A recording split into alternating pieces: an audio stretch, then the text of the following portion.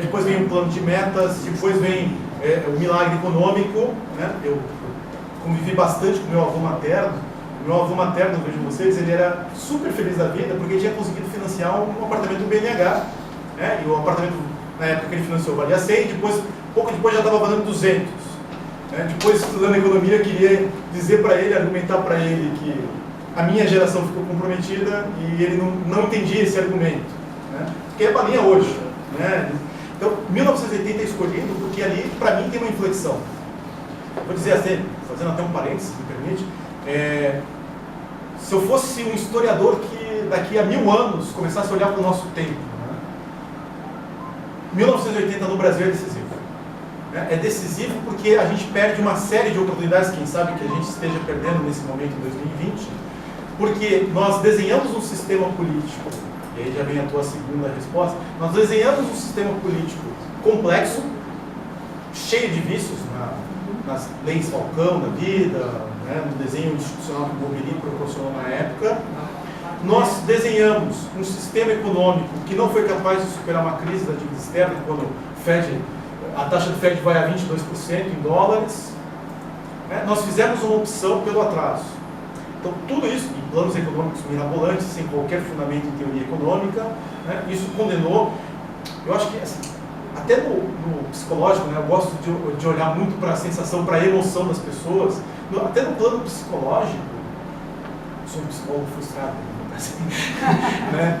Até no plano psicológico, os planos mirabolantes dos anos 80, por exemplo, condenam o empresário, que ao decretar o congelamento de preços, esses planos colocam na psique da população que quem aumenta preço é sem vergonha.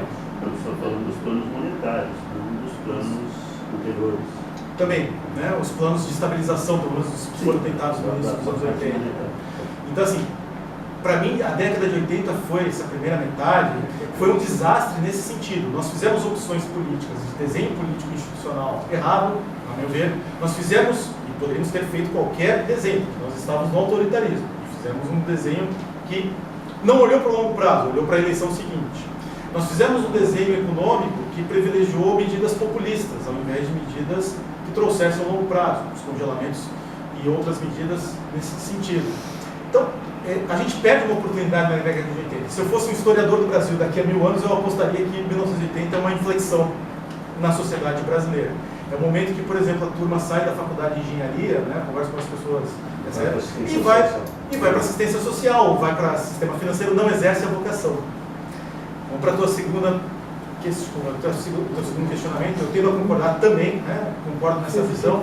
Eu não trouxe aqui pela escassez de tempo, mas eu tenho também dentro da análise das contas públicas brasileiras, a gente fez relatórios mensais aí por quase 5 anos de contas públicas brasileiras, e um dos números que me chamam mais atenção em 2017 é o número dos municípios. Se vocês se recordam, eu trouxe um número geral aqui da União e um número consolidado. Mas se a gente começa a abrir o número dos municípios, veja, 2017, que ano é esse? Um ano de crise, um ano de dificuldade financeira, um ano que a economia brasileira virou, mas ainda cresce de forma anêmica. E aí eu fui analisar por categoria, não por função, mas por categoria, as contas públicas municipais, tá? As contas públicas municipais, elas apresentam um comportamento fantástico. Porque assim, investimento. É o primeiro ano de mandato dos prefeitos, 2017, ou dos prefeitos reeleitos. É natural que o investimento caia. O investimento caiu. O investimento caiu, e caiu também porque, afinal de contas, a gente vivia uma situação econômica difícil, ainda vive. Mas despesa com pessoal subiu. Então, na exata medida, o número é de 222 bilhões que as prefeituras gastavam com pessoal, elas passaram a gastar 242 bilhões, subiu quase 10%. Na exata medida, o investimento cai de 53 bilhões para 33 bilhões nas prefeituras brasileiras. Fazer uma observação. A facilidade de buscar um emprego junto ao prefeito, junto ao vereador na cidade, inibe o empreendedor. E aí tem mais o seguinte, como era o primeiro ano de mandato, tem um ciclo político aí, muitos prefeitos poderiam ter se sentido fragilizados, dependendo cada vez mais da burocracia, e toca dar presente para o funcionalismo para assegurar que ele vai ter, né, ele vai estar escorado nos anos de administração pública.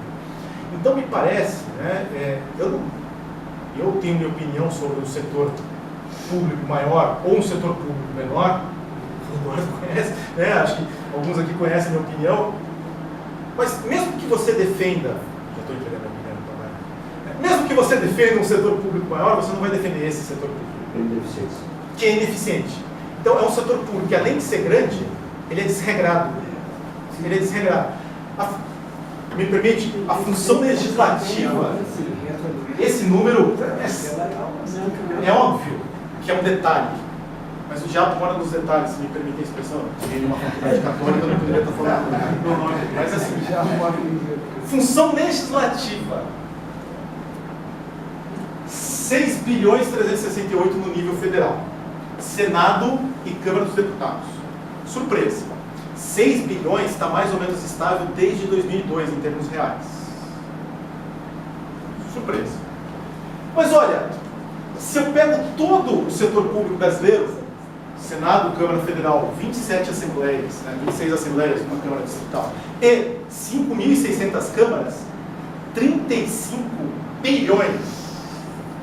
Vou te perguntar, né, vou puxar a frase para a minha sardinha, 35 bilhões no legislativo e ciência e tecnologia, 11 bilhões, eu estou arrepiado aqui, faz estratégia de país?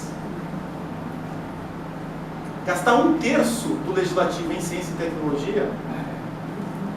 Vou dar um número que foi objeto de patrimonialismo. Estratégia de patrimonialismo. Estratégia de captura, né, das instituições do setor público.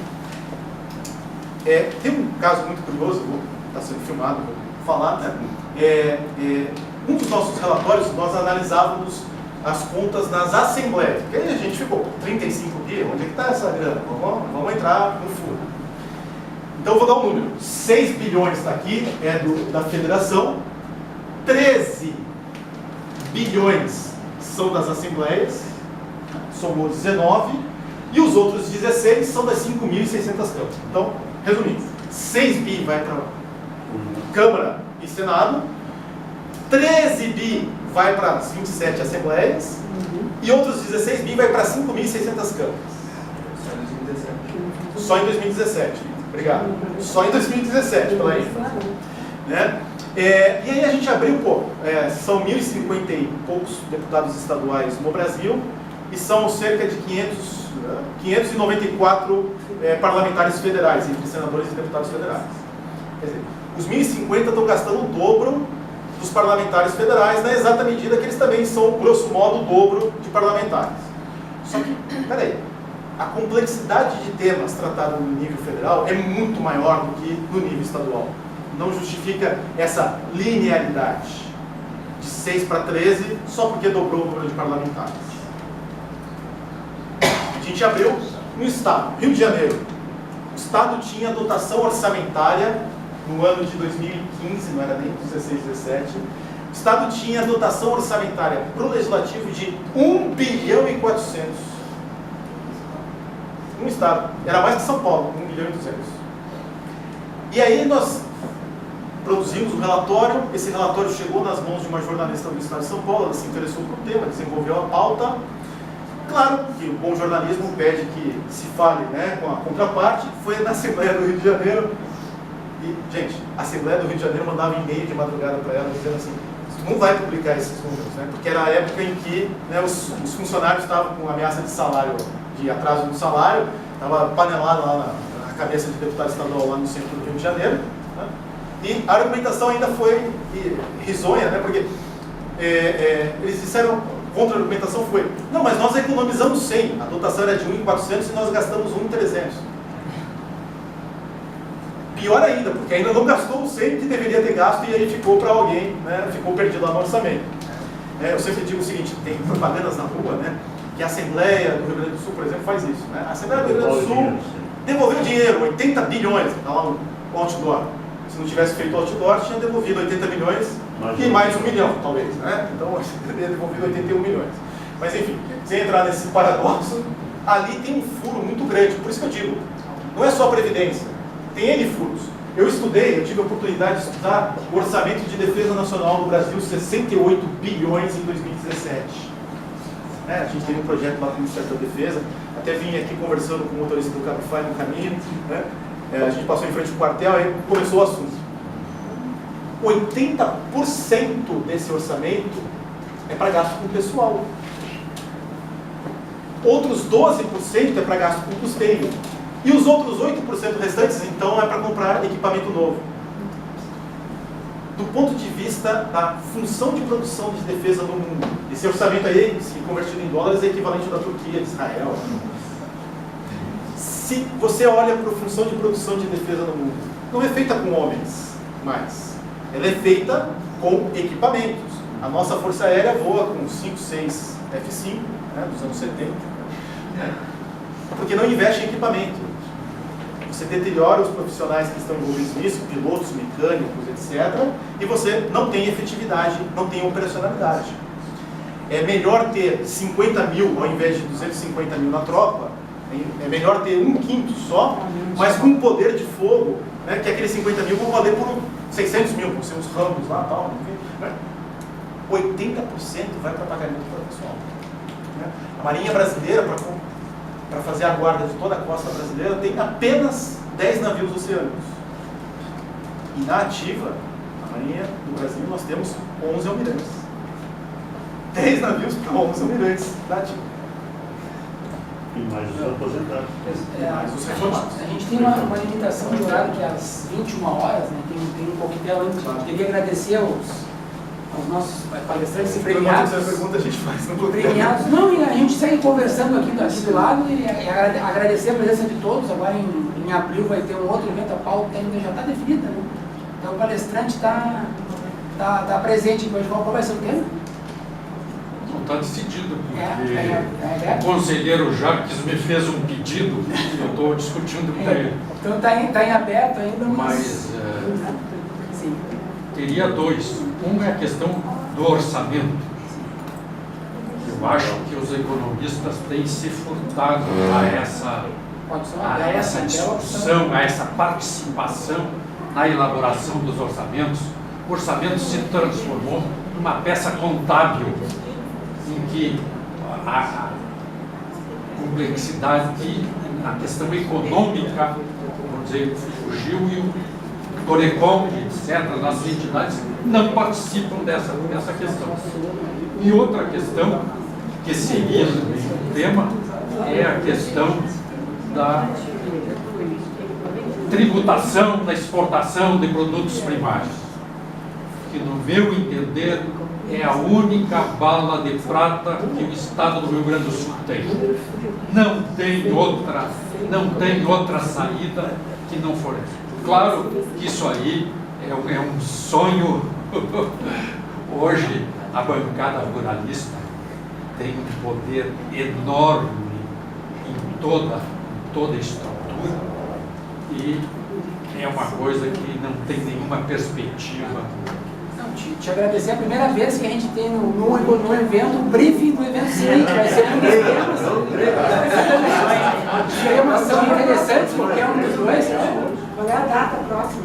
Não tá 20. Seria por 14 e 20, mas eu não sei agora. Não vai ser quinta-feira, Vai ser numa segunda-feira. Uma segunda-feira para facilitar todo mundo. Então, brevemente estará no Lembra do dia, site. Rogério? Agora da Páscoa. O dia do próximo programa Não tem ainda definido. Está em aberto, vamos receber o Não, eu por mim não tem problema. Vamos receber o convite. Então, agradecer a presença de todos aí, até o próximo evento.